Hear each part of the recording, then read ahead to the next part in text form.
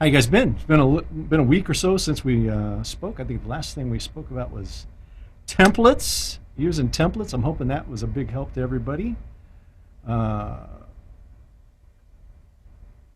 so maybe, I mean, let's start here. It's always good to try to do a little bit of a review on what we did. I'm not really set up today to show anything on it, but I could, I guess, in a crunch situation here. But if anybody's got any specific questions about the template use last week, by all means, pop it in here. Actually, I see one question here from, looks like Christopher Dean.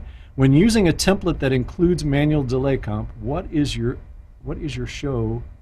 I'm going to guess that's if. What if your show does not include the channel with your longest delay? Still wouldn't matter, honestly, because all the other channels are referenced to that channel.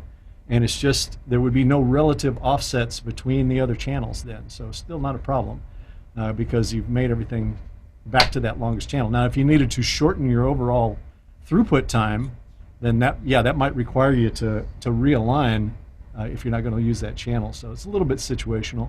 But if you're just not using that longest channel, yeah, no problem. You can still just carry right on. All your other channels are aligned there, okay? Is that cool, Christopher? You get that? Get that concept there?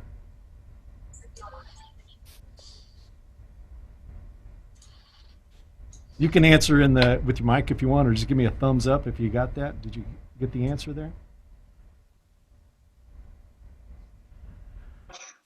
Your confirmation. Thank you very much, Robert.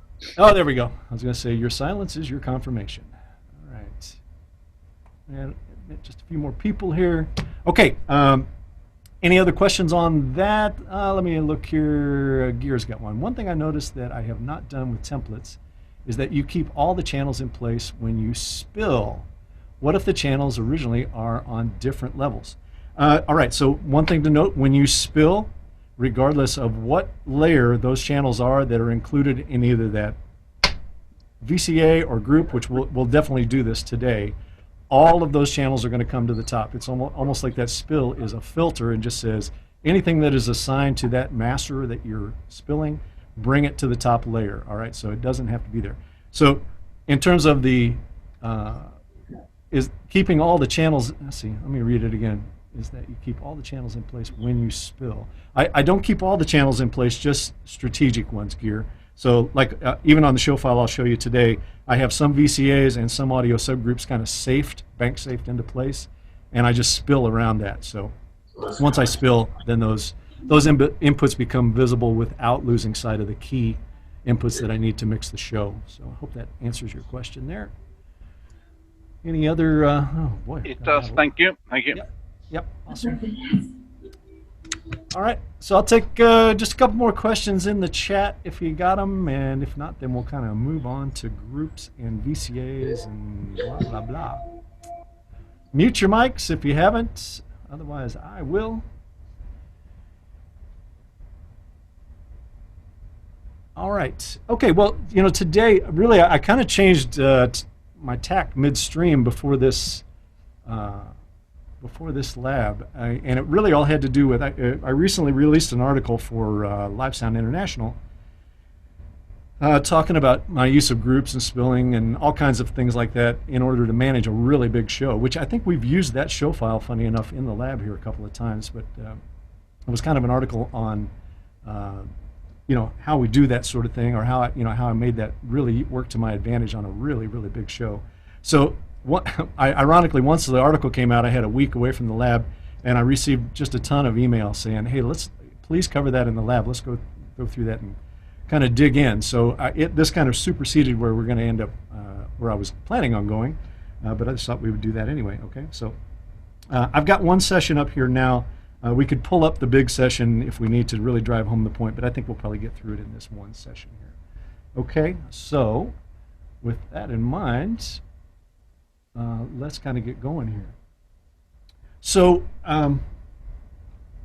maybe the best way to do this, to save some time here, is just, let me do a little straw poll here for a second, just kind of see where your heads are at here.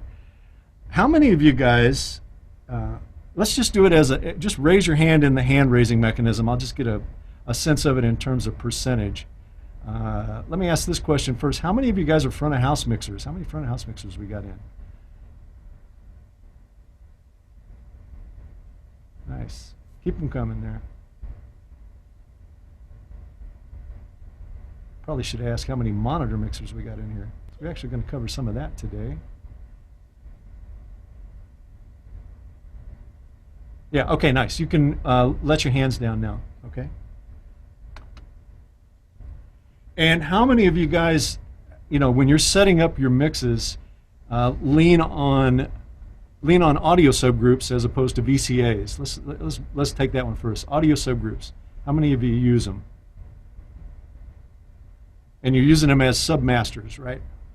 To get to the master. Boy, that's really encouraging. I can tell you, I've been on a little bit of a crusade with this for many years, and I can tell you a few years ago, not that many people would have raised their hand right there. That's really encouraging. All right? Because, this discussion, okay, you guys can drop your hands there. Thank you. This discussion always seems to gravitate, how do I say this, toward kind of a binary thing where, people want to make it, well, do you use VCAs or groups? It's like, that's not a binary question for me at all. I use both all the time. To try to use one without using the other, boy, it just feels like you're really selling yourself short or cutting yourself short there. So just to kind of recap my take on it, and hopefully it'll drive some discussion here as we go on. And I've been doing it this way for just so many years, even all the way back to my early analog days. I was kind of taught to do it this way, and it's just carried on with me through digital. Is that as in the context of mixing music now, we're gonna put that context on all of this today. In terms of mixing music, I don't have any inputs that go directly to the left-right bus. Everything goes through an audio submaster in order to get to the left-right bus, and I divide that up into families of instruments. Right, all of the drums and its processing would be one family of instruments. You can make it all of the electric guitars is one family of instruments. I usually separate out acoustic guitars and electric guitars, just because they kind of sit in different places in the mix sometimes, and level-wise they can be a little trickier. So sometimes I'll have an all-acoustics guitar subgroup, all keyboards, all backing vocals, all lead vocals, and all of them are there with their processing. Hang on, I'm going to mute some noisy people here. So the goal of that is to be able to keep your gain structure in play. I've kind of shown this before, and I'll show it again here today. When I get my audio submaster set up and where it kind of sounds balanced like music, there's often as much as 10 or 15 dB of difference in level between like the drums and bass submaster and the vocal submasters. And if that offset isn't put in there using subgroups to do this, submasters to do this, it's got to happen somewhere, right? And in the past, historically, where I've seen people gravitate to make that change is at the input gain, right? It's just not really the best place to do it. You can certainly do it. It's not going to, it's not a showstopper by any stretch. But if you're being a good kind of a good audio guy, that's not the most optimized place to do it, as we've kind of talked about, or I've talked about in gain structure demonstrations and stuff before as well. So maybe let's get through. I'll take you through a little bit of this presentation, just to kind of drive home some of these points. We won't make this a PowerPoint fest. I'll kind of go through it and then get you kind of going on some of these other things. So these are some of the grouping concepts that we're going to talk about. And as you can see, I got navigation concepts in here as well. And I think it is as important of a part of this as managing your console, managing your audio through the console as anything. Because what these submasters, whether you're using them in VCA or groups or whatever, what they become is a navigation point for you, right? Not near as important if we're in analog, where everything is on the top layer and everything is sitting in front of us. But if you're talking about a show that's 150, 200 inputs deep, and you're mixing it on 24, 32 faders, your ability to navigate on that console is central to your success in the show, right? So the groups and the spill function in particular give you a way to navigate to all of those inputs and address them really, really quickly, because let's face it, right? I mean, if you can't, it's great to have all these inputs and outputs. If you can't get to them quickly, in the context of a live show, they serve you no purpose, right? You've got to be able to get to them quickly to manipulate them and mix with them. So it's got to happen that way. So navigation is as big a piece of the puzzle as any here. And honestly, I would say to you, in the first generation of digital consoles, I think that's where the struggle really was just being able to elegantly navigate a lot of inputs and outputs. You know, none of us really had it really right yet to any stretch of the imagination, but we sure learned an awful lot of lessons in that first generation of consoles. And I say that for all manufacturers, not just Avid here. So the last thing we'll talk about, if there's time. If not, we'll just pick it up at the next lab, is this concept of building monitor comm buses. And there's a lot of monitor grouping strategies you can put in place as well. But I just thought, you know, that's a good place to talk about this as well, is talk about building a monitor bus that can include comms mics and really cool ways to do that are really effective. So we'll talk about that because it uses a lot of these grouping strategies to be able to do it. Okay, that sound good to everybody? Fred is here. I will not start talking until Fred is in the room. That's how it's going to work. All right, so let's take a look here. So using audio submaster. So this is kind of what I'm going to show you today. This prezo is kind of built upon the show file I'm going to show you today. And like I said, you know, all of my family of instruments are in audio submasters.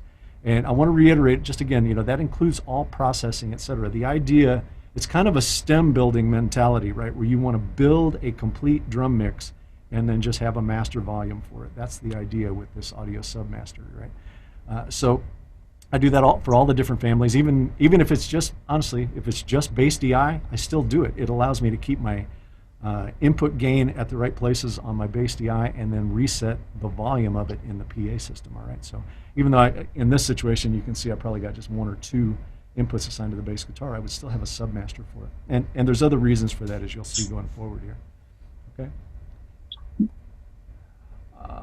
One more here. All right, so the idea here is with audio submasters, if we keep our families of instruments together here, let's see if I can get it together here to do this, we can have faders that are just master volumes for those families, right, where we can blend something into something that sounds like music very, very quickly once those are built, and then being able to navigate back to them to do edits and adjustments on it, okay? So the idea there is just to have a master volume, including your drum, or including your processing. So maybe we'll start there. I'll just stop there and we'll show you, give you an example of that. I got to get some cameras turned on here for a second. I forgot to do this. Stand by.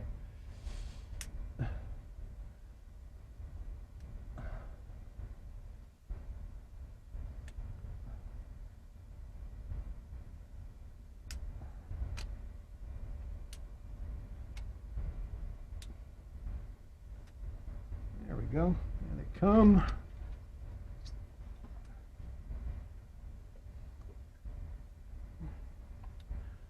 All right, so you know, in my this would be very characteristic of my show file that I would normally, or, well, certainly of my template, and then it would expand or contract kind of depending on the show. So in this particular show file, you can see right here, this is my audio submaster set, right?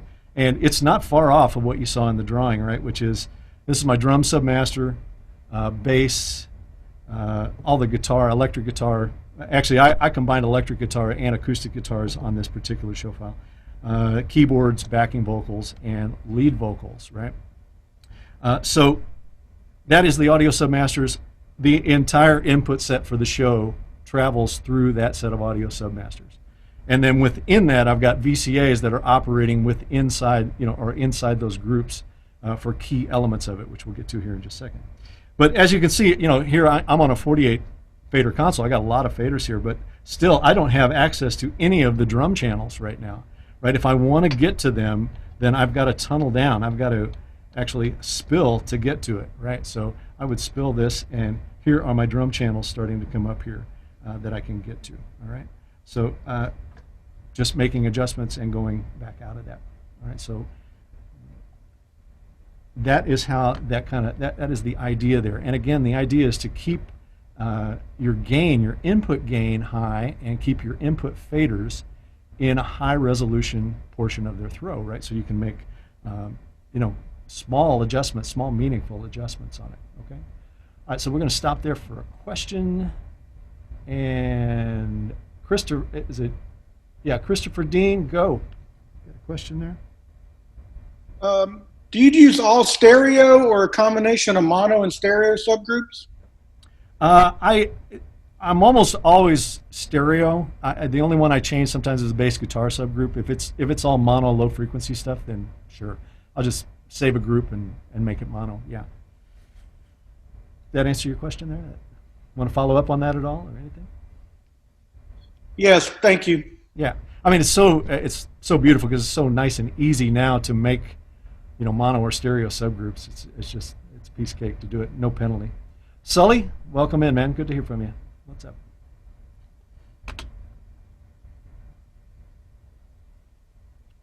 Sully, are you there? Are you there? Are you there? I see your hand up. I see your mic open, but I am not hearing you. House lights are out. We don't have the lead vocal. Everybody stop.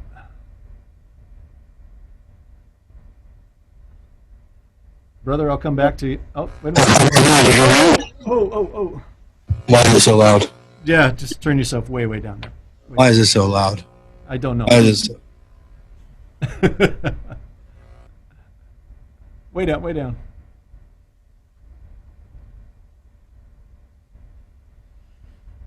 I kind of see you on your meters there. Does that sound more normal now? Sorry about that. Yeah, that's a little better. That's a little better. Spill safing. I know you're on a 48 fader surface now, but if you're on 32, would you spill safe your groups so that they're still available to you to make adjustments while you're spilling your drum kit, or how do you go about that? Yeah, I don't necessarily have those saved. I don't mind losing sight of them because usually with my subgroups, my submasters, like to say, they're a submaster to the left, right. It's just a volume setting for it, and I'm not mixing here per se. Let me get this back up here. So I'm rarely ever mixing here. These are just master volumes. So if I lose sight of them, I really don't care. So is there anything like your lead vocal or your VCAs? Do you spill safe that stuff? VCAs, I definitely spill safe, right? Or I call it bank safe, right, which is the right term here. So, but yeah, I'll bank safe these because I'm going to be mixing here for sure. I mean, this is solos, this is keyboard rides, whatever it's going to be. So there's a lot of activity that goes on here. So yeah, I'll like part of my layouts will almost always have the audio subgroups here, but as soon as I spill it, as you can see, it goes away, right? My VCAs stay. These go. This is now my drum inputs. Yeah. Follow me there? Copy. Yeah. And then just cancel out of it, and you're right back where you are. The auto subgroups and the VCAs are almost always a kind of a bedrock of my layout. Like that's honestly the first place I start with a layout, and then I'll start building in around it. Like when I did the petty thing, I mean that was on a 16C, 16 faders. So obviously, I don't have room to keep up, 8, 10 audio subgroups in that situation. I've got to have access to some inputs. That was really, a lot of that show was really driven by VCA assignments for players. That was what that was all about, which we'll talk about here going forward. That makes sense to you? Somebody, somebody else had a hand up there as well. Did you want to come back on it? No? Okay. Oh, there we go. Mike Shapiro, go ahead, man. Sorry, I think you just touched on it, Robert. I was going to ask if you were using your VCAs per player, and I think you're going to go there, so I will lower my hand. That's all right. Yeah, I am. We'll definitely talk about that, right? Okay, so audio submasters, like I say, it's kind of the secret formula. I hate to say it, and the weird thing was when we got to digital, it seemed like the manufacturers were kind of moving away from them. They were just thinking, well, nobody uses audio subgroups anymore. And there was this weird kind of time. I remember this in the early '80s, through probably the early '90s. There was kind of this mentality that was kind of existing in analog. Where it was like, oh no, we don't want to use submasters. You don't want to go through any summing amps. You want to keep the signal as clean as you can to the left-right bus, all these kind of things, and honestly, I think it probably helped drive the development of the VCA, certainly a lot by SSL, et cetera. This kind of mentality was in play. but I never bought into it for live. You know, for live, there are things I've got to do that with those audio subgroups that are helping me out in terms of gain structure. You know, in the studio, it's not as big a deal. I mean, I can print as hot as I want and then turn it down on the returns. I mean, it's easy to get that gain structure really done easily in the studio. But in live, where we're kind of tracking and mixing at the same time, it's a much more difficult thing to pull off. You know, so like I said, I've been on it since very early analog, and you know, like I said, that whole mentality was there saying, don't go through summing amps, don't go through summing amps. And what are we doing today? Everybody's buying summing amps and putting them in their digital consoles, you know. So it's kind of crazy. All right, so let's see, where do we go from there? Let's see. So yeah, spilling audio submasters, we kind of talked about that here. So yeah, I think somebody asked this question earlier, so this will help answer this. The question was asked, well, what is the difference between a VCA and an audio subgroup? And this is part of the discussion right here. And with an audio subgroup, the audio actually passes through the group, right? It actually transports through that master to get to your left-right master. So given that it does that, obviously you can do lots of things with it. You can actually process the group of inputs as a group, meaning you can put compression, EQ on it as a composite, and do that. And that can be very powerful in certain settings for sure. So that's certainly one of the big advantages to doing audio subgroups there. Best part of it is you can review the relative balances of that drum mix, you know, that we're working on, whatever. You know, you pull it up in headphones and listen to that drum mix, and it sounds out of balance there. It's going to be out of balance when it comes out of the PA, fellas. You know, that's just the truth of it. We may not want to admit it, but that's the deal. You want a Robertism? I'll give you a Robertism. No PA system ever took a bad mix and made it sound better than a better mix. You know, that's not how it works. You know, you might get fooled by it a little bit sometimes, but that's not the case. The more balanced and in terms of frequency and levels at that group level, the better it's going to sound coming out of the PA. Period. End of story. I'll fight you on that one all day if you want. Okay. So other important aspect of audio subgroups versus VCAs is that I can change an audio subgroup. Now I can change the level of an audio submaster, right? Oops, sorry. Ah. I'll get it right here one of these times. Here we go. I can change the level of this audio submaster, right? And there's absolutely zero impact on the input faders and their own levels, as well as the levels going up into the bus, right? That is not the case for a VCA. If I had all of these inputs assigned to a VCA, then I'm actually affecting the fader levels at the input side, as well as any post-fader levels that are going on in the aux buses. So that's really the main difference there for sure. And of course, as it says there, spill is the way to give us some navigation capability there. Super important in digital console. All right, let me check the chat here, make sure I didn't miss anything. Blah, blah, blah, wow. And if you're wearing headphones, how fast did you turn down your volume? I'm assuming that was aimed at Sully. I know my ears about came poking out of my head. So. All right, let's talk about VCA grouping here. VCA grouping. So in this situation, this is always the best way I like to describe my approach to this. And guys, I just want to I'll give you the disclaimer now. I'm not saying you have to do this way. I really am not. I'm just saying this is how I do it. Choose to use it, choose to use your own, whatever you want to do, but this has served me really, really well over time, mixing live sound. So just take this for what it's worth, okay? When I think of VCA grouping, my strategy for VCA grouping is I think player, right? I want to have control of the player on one fader. So, or, you know, some key element of what he's doing maybe on one fader. But in total, I'm thinking player there. And the example I always give, because I worked with one of these guitar players. I know Dave Morgan is in the house. He worked with the same guitar player and understands this. You know, for a guitar player, he might play electric guitar. No mites. He's going to play electric guitar. He might play acoustic. He might play banjo. He might play harpsichord. He might play tambourine. He might walk over to a keyboard that's sitting next to him and play that as well. Well, all of those inputs, in terms of families, are going to go through different audio submasters. If he's playing percussion or tambourine, whatever, that's going to be included in the drum kit. with me. That's where the blend matters to me. If he's playing electric guitars, whatever, those are going to go through the electric guitar audio submaster. If he's playing a keyboard part, it's going to be included with the keyboards in their audio submaster. But all of those inputs for me are going to be attached to one VCA labeled him, right? And it's probably going to sit on the top layer and never leave there the whole night, because I know no matter what he's playing, his volume is right on that fader, right? I have him there. He can't play all the instruments at the same time. As long as I make sure the right ones are muted, I'm off to the races. I'll never lose sight of him. And then on top of it, if I need to get to something, maybe he walks over and picks up another instrument that I wasn't expecting, then I just spill that VCA, get right to it, turn it on, do whatever I need to do to it, spill back out of it, and now I'm right back to controlling him, right? So the idea is that, he is sitting here, on one fader. That's the idea with these VCAs.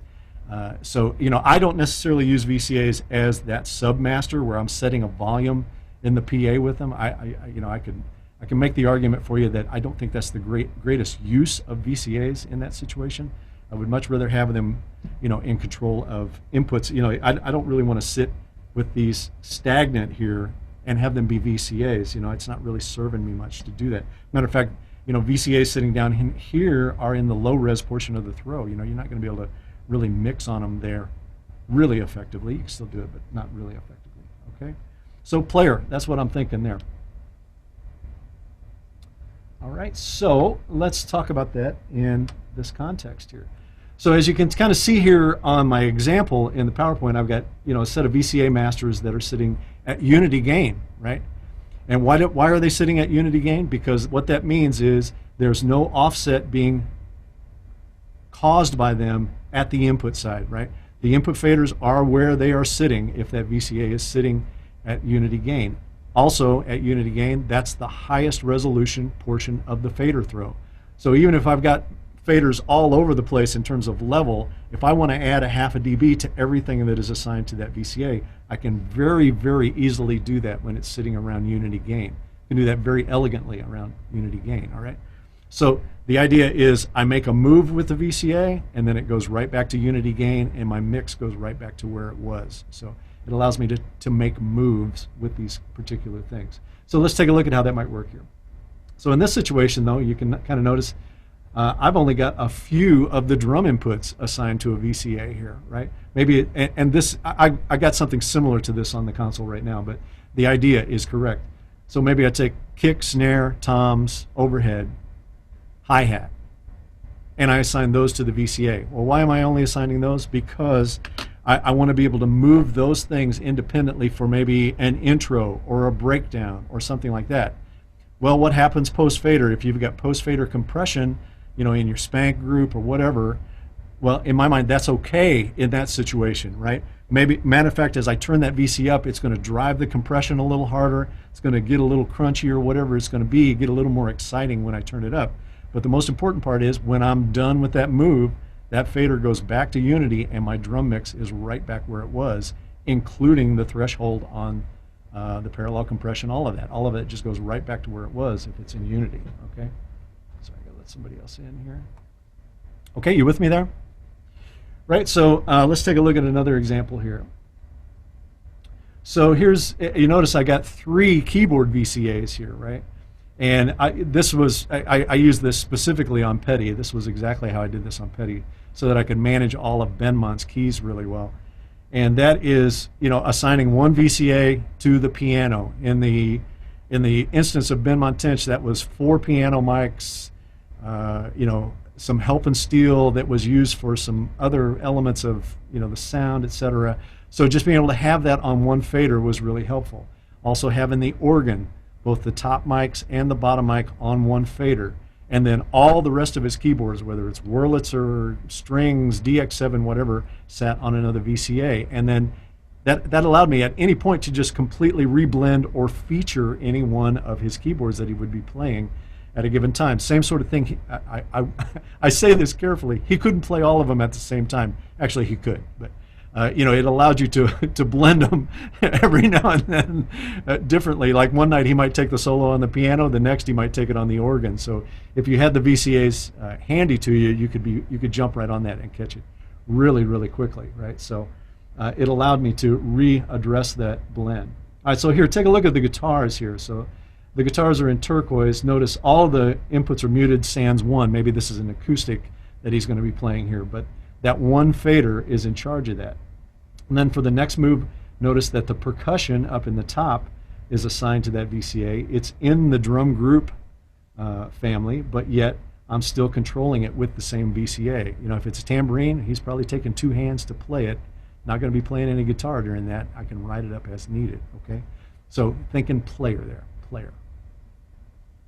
And then, of course, our spill works really effectively here as well, right? If we're going to spill the VCA, well, then it's going to collate those inputs right to the top layer and allow us to work on them.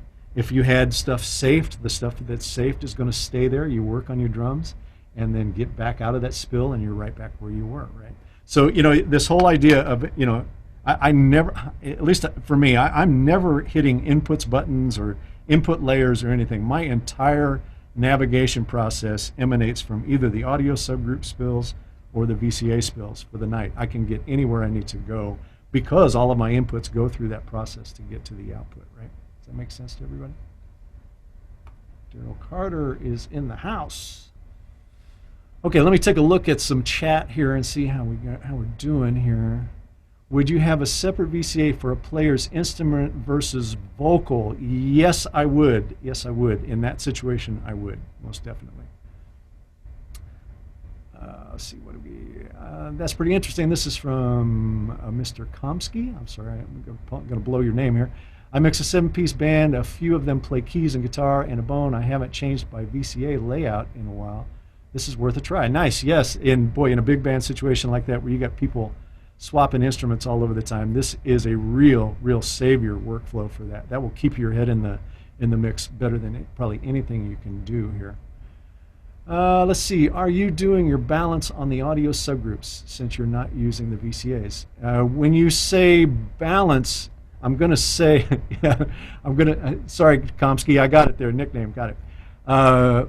When you say balance there, it's just overall balance. So let's go back here. So remember, these are stem volumes, right? This is the level of the entire drum kit, the entire bass rig, the guitars, the keyboards, the backing vocals, the lead vocals. So yes, this is a balance that's going to make it sound like music. Matter of fact, I'm going to play it for you here just in a second. And then inside that, there are other balances, obviously. There's a balance of bass drum to snare drum to hi-hat to tom-toms to overheads, right? And if I need to get to that, it's a matter of spilling to get to those and rebalance them or re-equalize them, okay? So yes, that's the overall volumes and balances, right? So let's maybe take a look at this for a second. Let me, let's see how this goes here. My stream down. Let me just test this. I've been kind of messing with this, with other stuff all morning. I probably got this all screwed up here. Stand by 1 second. That's okay.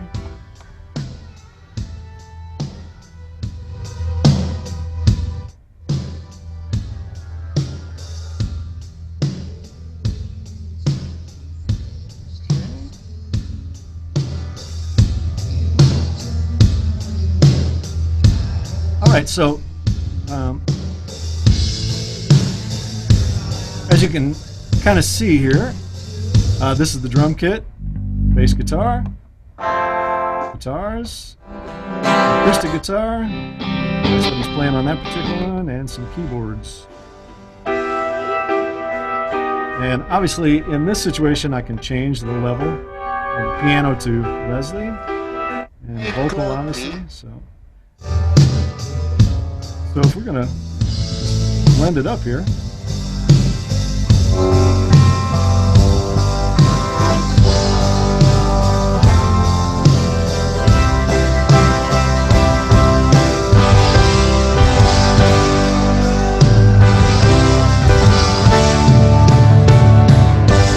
right, so just in terms of stem mixing, you can make that, hopefully sound like music very quickly. For my money, this is my secret weapon at festivals. I've done through the 80s and 90s. I did more festivals taking advantage of that subgroup workflow to be able, where there's no line check or no sound check, I should say. You're going to get a line check, but just build in that drum mix in the subgroup and then turning it on when the show starts. Might be worth just examining that drum group just to reinforce this. Let me do this. So let's move this out for a second. Oops, sorry.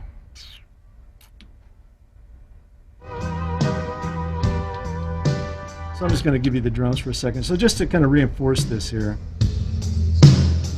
if we explode this out, so what I've got here is, I'll just read them off to you because it's going to be hard for you to read it here.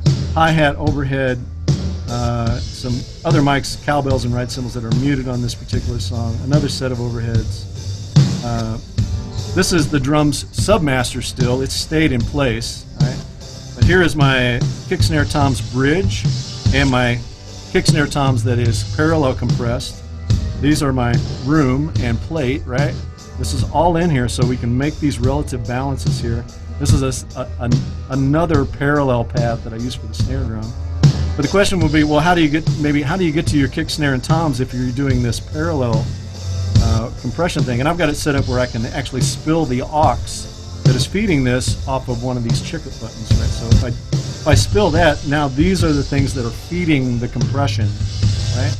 And I can cancel back out of that and get to my regular drum kit. So, those inputs, just for the record too, let's take a look at this, just to show you this. If we go back here, yeah, let's do this. So it's worth noting, let me go to overview, that all of the, like when I spill that drum group, what is showing up there is all of the stuff that is, let me annotate it here, make it even more, we'll make the presentation pop, as they say. So when I spill, what you're actually getting is this and this, right? That is coming to the top layer. Because I like to keep all of my parallel returns at the very bottom of the inputs in the console. It makes it where I can get to it very easily in the universe view on S6L, and I never have to search for a parallel path. I always know it's at the bottom end of the console. But when I spill it, it recollates those things back to the top layer, right? So all my drum inputs, all the drum processing, drum parallel paths, meaning spanks, goos, whatever we're using there, all the effects returns all come up there as well, right? Is that making sense to you guys?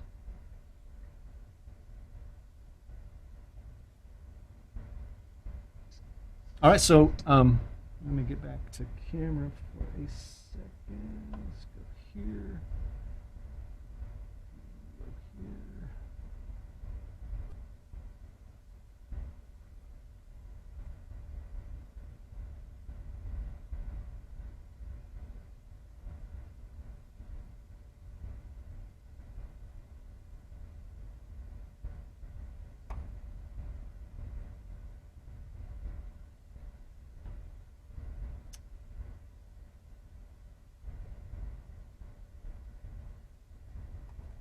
Definitely trackball challenged.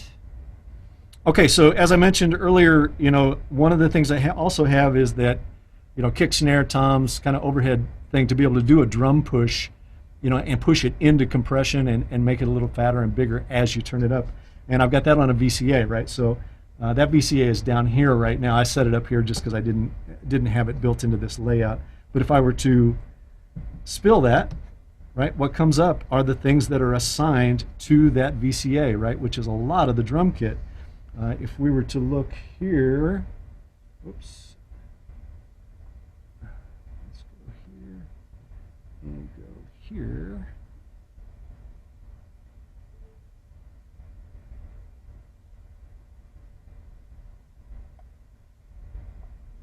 Oh.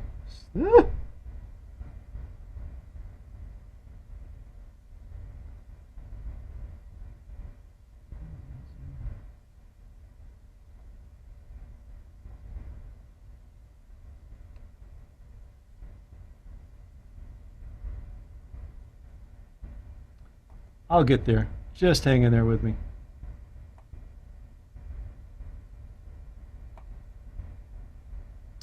There we go. That's what I was trying to do. So as I move that fader, you can see that the drum inputs are actually moving there. If you look down to the lower left-hand corner, you can see that VCA is actually affecting those faders. So, you know, when I push this up, obviously, it's going to drive harder into the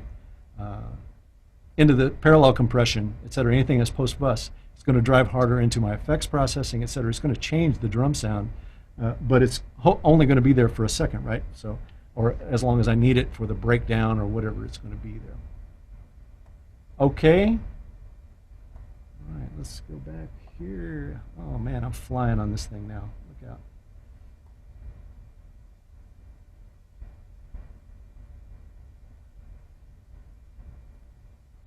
All right. Okay, any questions there? I know this gets a little tricky for people here, so.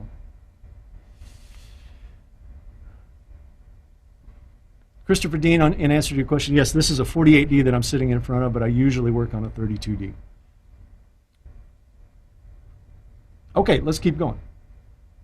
All right, so obviously if we spill, we see that collate just like I showed you there on the actual console.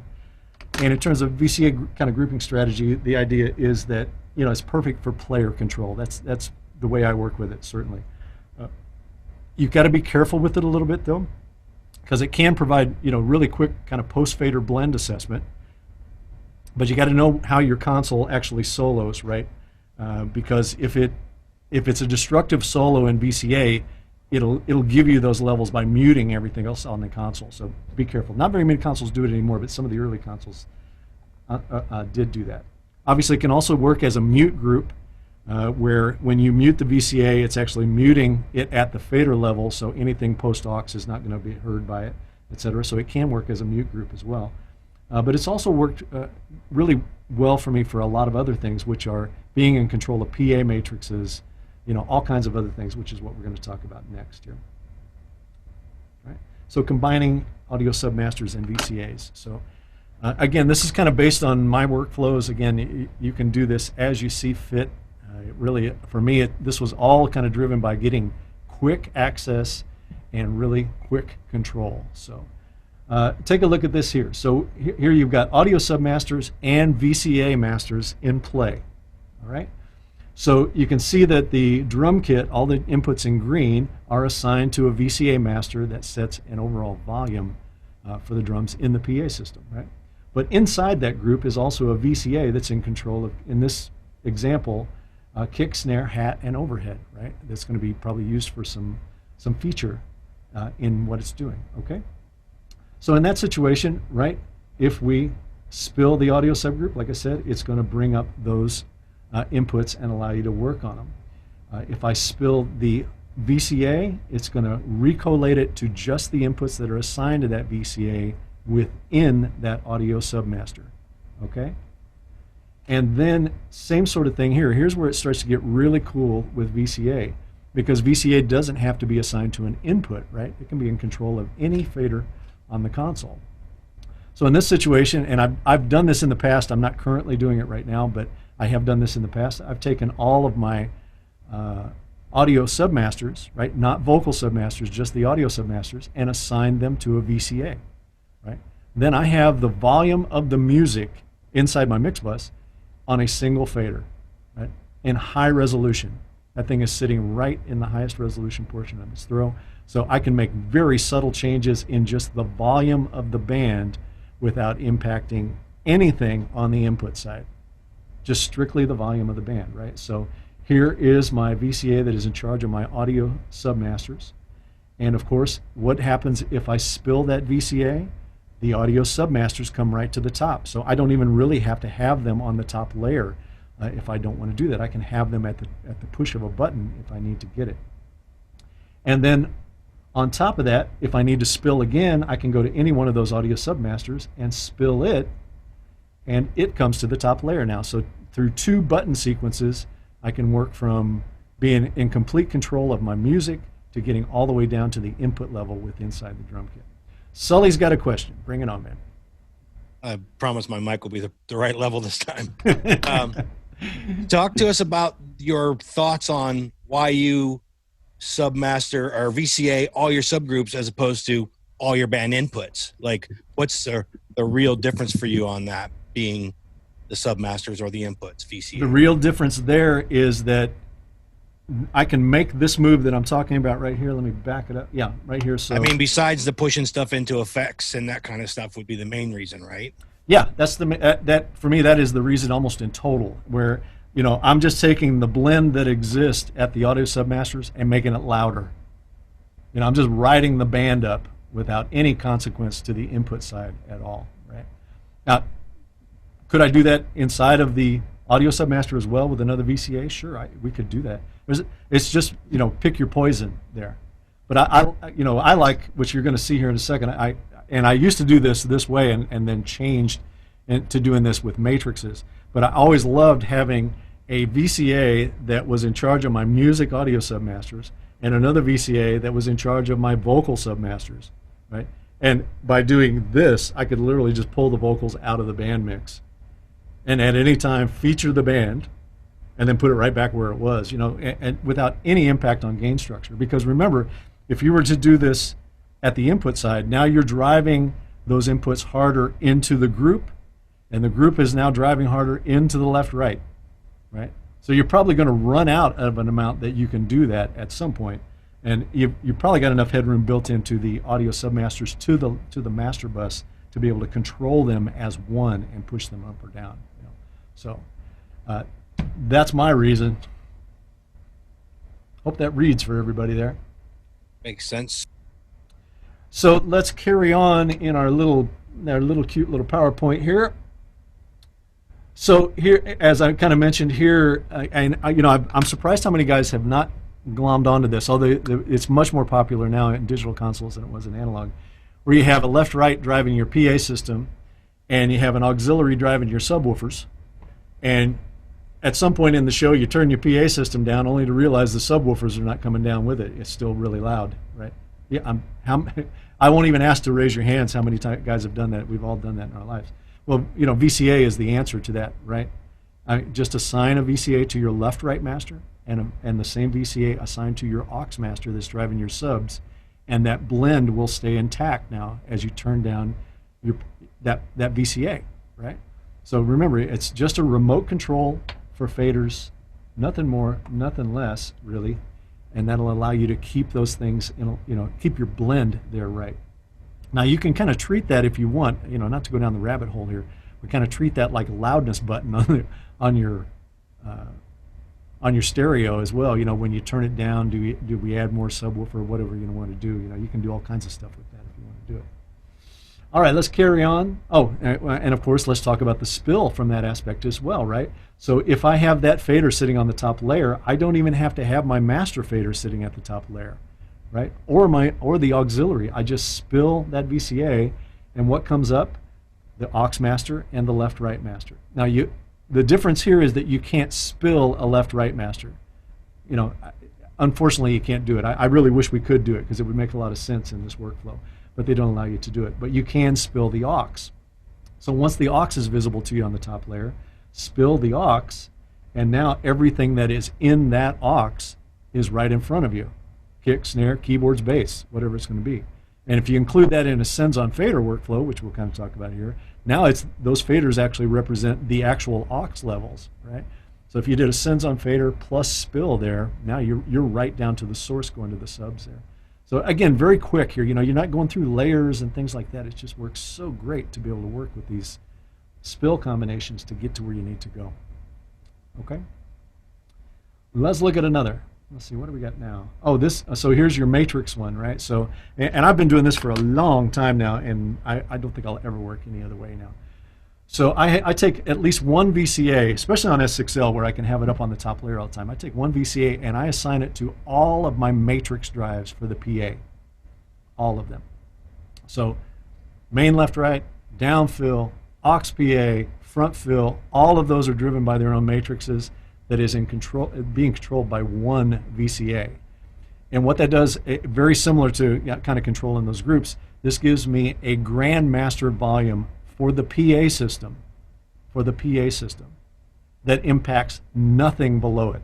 From the left-right bus all the way down to the bottom, is not impacted by a move with that. I literally just have the volume of the PA system sitting on a fader, right? It works absolutely fantastic. I just call it my PA grandmaster, you know. And of course, you get the spill opportunity there as well, right? So if I spill that VCA, the matrices come up to the top layer now. I don't have to navigate to them or find them or disrupt my mixing workflow. I just spill that VCA, up they come, and then if I want to get into those VCAs and adjust the sources in it, I just spill a VCA, right? Oops. Spill a VCA, and now those sources are on the top layer, you know, the things that are being added together in that VCA. I can get through them and make adjustments on it really, really quickly and then get right back out of it, right? So they're really, really powerful to do this. Let's take a pause there for a second. I'll let you chew on that before we move on to the next little section here. And we probably won't get all the way through this today. Is that making sense to everybody? As you listen to me crunch ice in your headphones?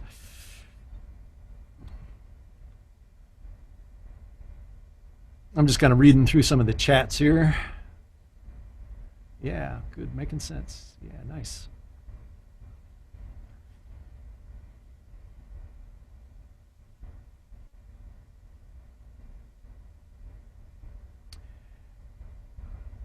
So somebody asked here, so the VCAs are assigned to the subgroup masters and not the input channels. Well, it's both. It's both, right?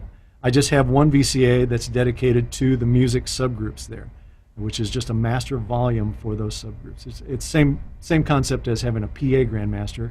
There you just have a music grandmaster. And I'll say this. Once you get used to mixing with that, where you can make, you know, just 1 dB moves on your music, the volume of your music for a given song or whatever it's going to be, it's intoxicating. It is really, really intoxicating. Because it's easy to make the music really loud and then get it right back to where it was supposed to be. Sorry, 1 second.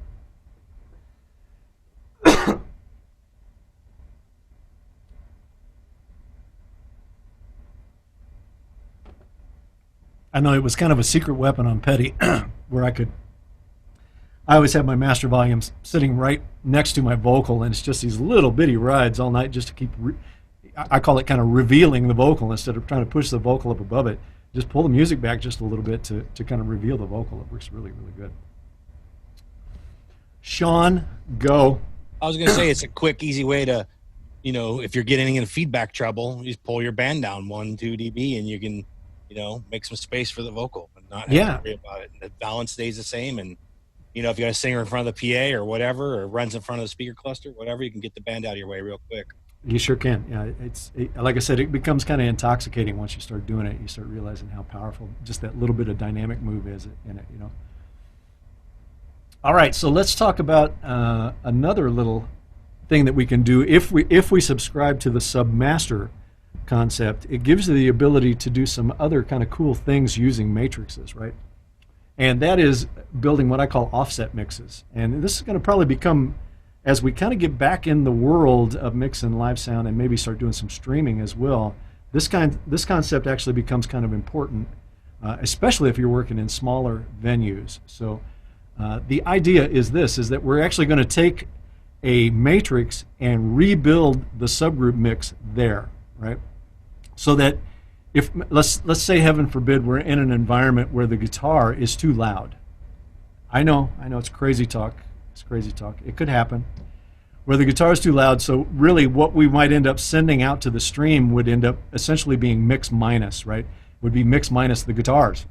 Or at least the guitar level might end up being way down in the stream mix.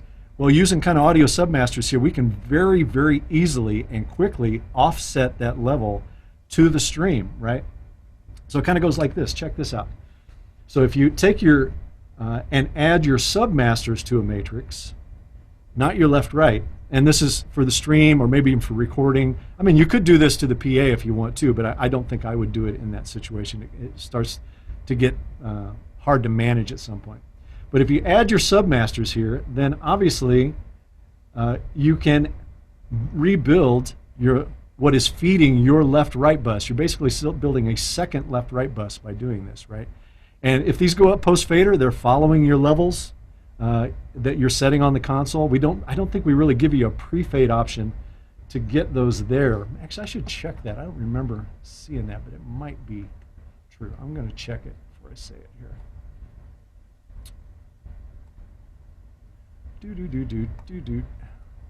Let's just have a look here.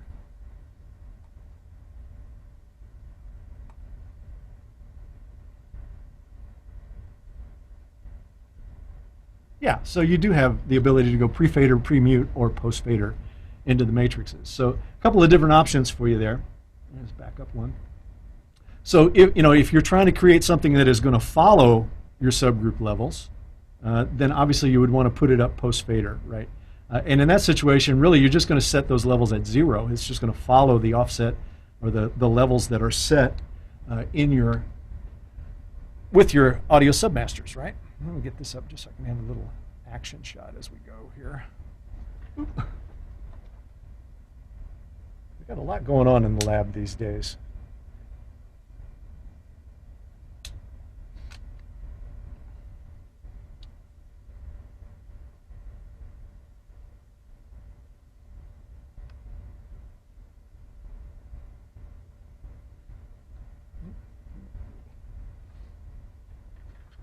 Okay.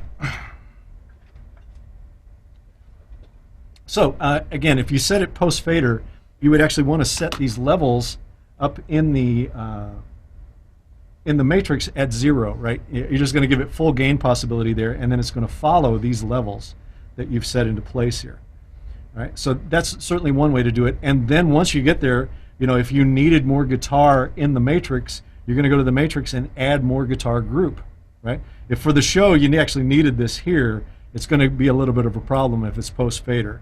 But if it's up, but you just want to offset it, you can easily do it there. But if you want to make it really independent, then you've got to set those things at pre-fade.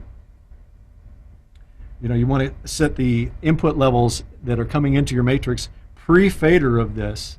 And then usually if I'm going to do that, I'll just take these levels, because I can see what these levels are in decibels, and just copy it up into the matrix, right? I'll just copy those levels in. So you can kind of see that there, hopefully. A little tough to see maybe. But those are actual just copies of the actual levels of the subgroups in the matrix. And then once you're done that, then obviously you can make any adjustments to it there, and it's going to be stream only where that's going to be happening, or stream or record or whatever you want to do, right? So it works just sensational to be able to do that. And then of course, you can take it to the next level and add audience mics there if you want to do it. All kinds of stuff to build that stream.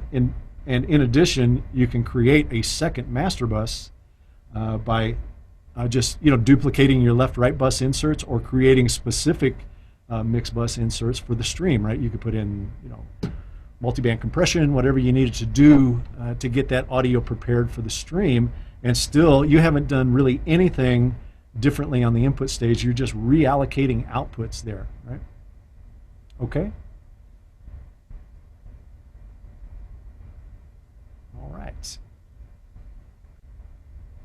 All right, so I'm going to stop there for a minute here and just ask some questions. I think I'm going to hold the monitor mixing workflows and the monitor mixing grouping thing until the next session. Just let you guys chew on this a little bit, and then we'll come back for that one, because it's actually a really fun one.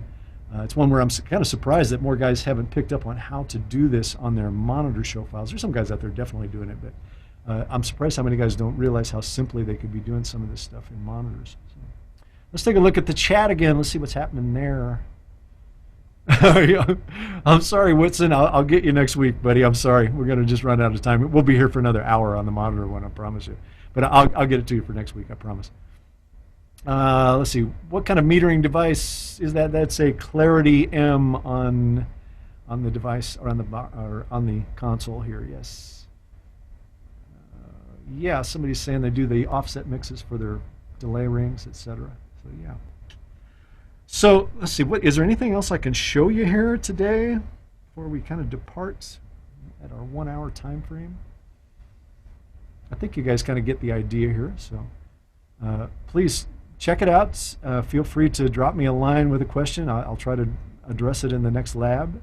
But that's kind of my workflows. I mean, as you can kind of see here in my world,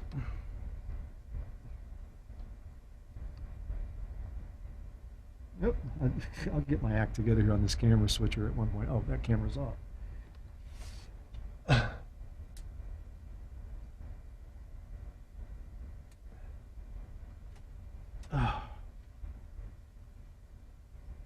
we go. Like I say, as you can kind of see in my world here, you know, my entire show is really mixed right here. If you can kind of see it, audio subgroup, submaster, this is the lead vocal effects, backing vocals and effects. And this is my master left-right fader right here, and this is the lead vocal. I mean, I'm sitting right here so much of the night, and then when there's a solo, the solo comes up, keyboard feature, whatever it's going to be. I mean, I literally can mix the entire event in that set of faders right there. And if I need to navigate down and get something, I'll do it. I mean, you know, here's another example of a VCA that's kind of key to the show. This is a VCA that is in charge of only the audio subgroups for the guitars, right? So these three guys right here. So if at any point I want to bring up the guitar ensemble, meaning in this case, you know, Mike, Tom, and Scott, it was literally on one fader. This is all guitars, no guitars, right? So you know, it just makes you where you can be really, really dynamic in your mixing, there, right? I want to. There they are. There's the three subgroups that are attached to it. Okay.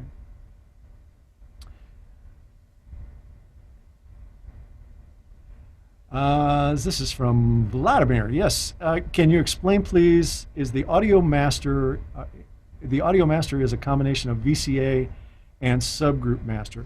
In my situation right here, it is not. This is the actual left-right master. But if I had a sub drive that was being driven by an aux, then this would be a VCA for me, right? Actually, I'll take that back. I still probably wouldn't do it that way because the PA and all of the matrix drives are going to be up here on my main fader. This is my PA grandmaster here.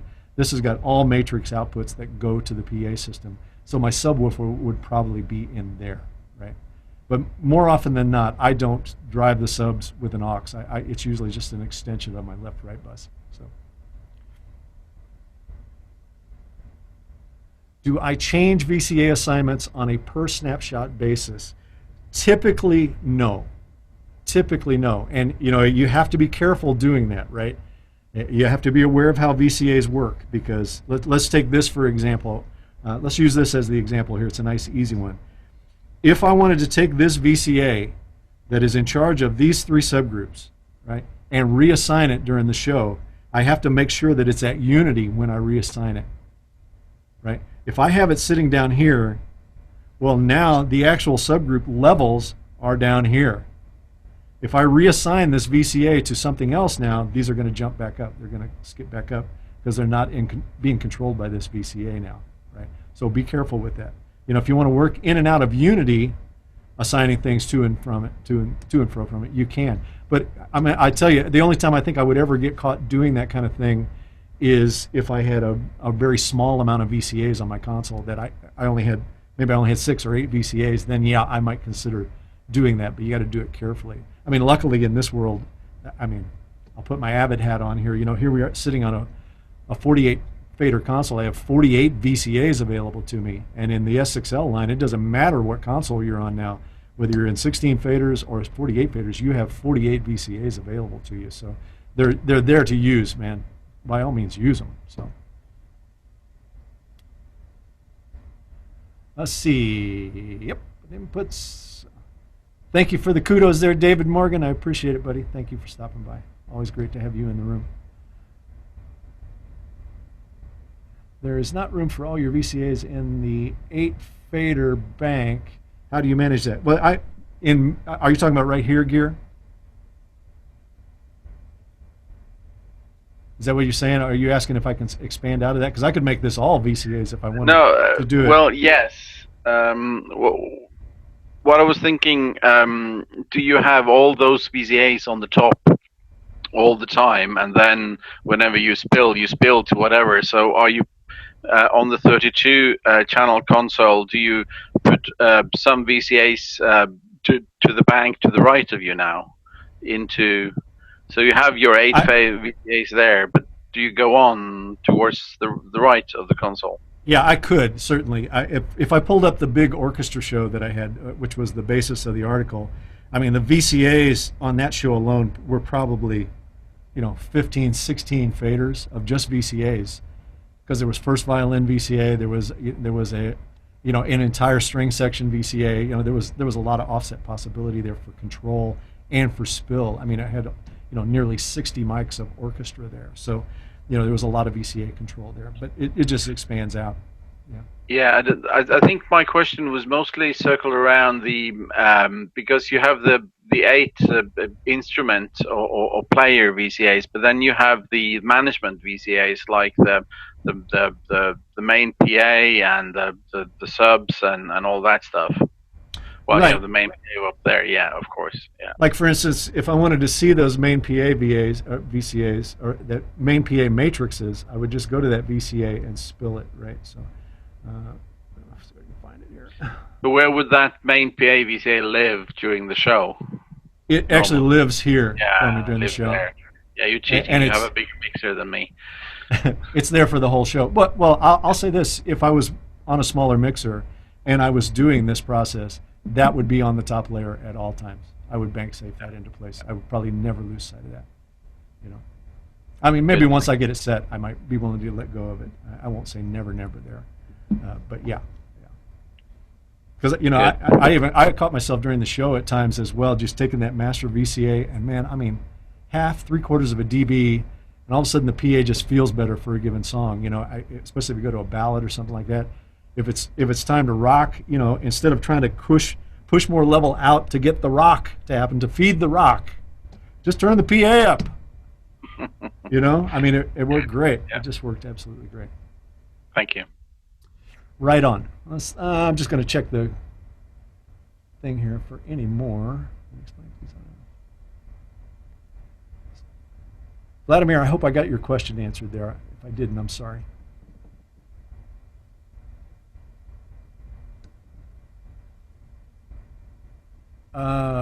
Vladimir, I'm going to give you one more chance there, buddy. If you want, just retype your question in, because it looks like you kind of corrected yourself in the question.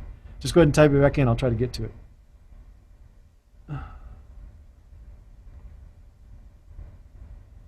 We got our friend Joel coming in. He's going to get in right on the end of the meeting here.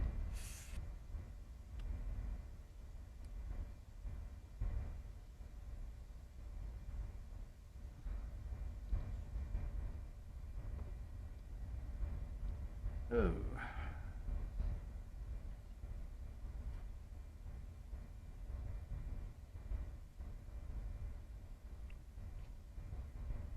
All right. Well, I'm going to let it go at that.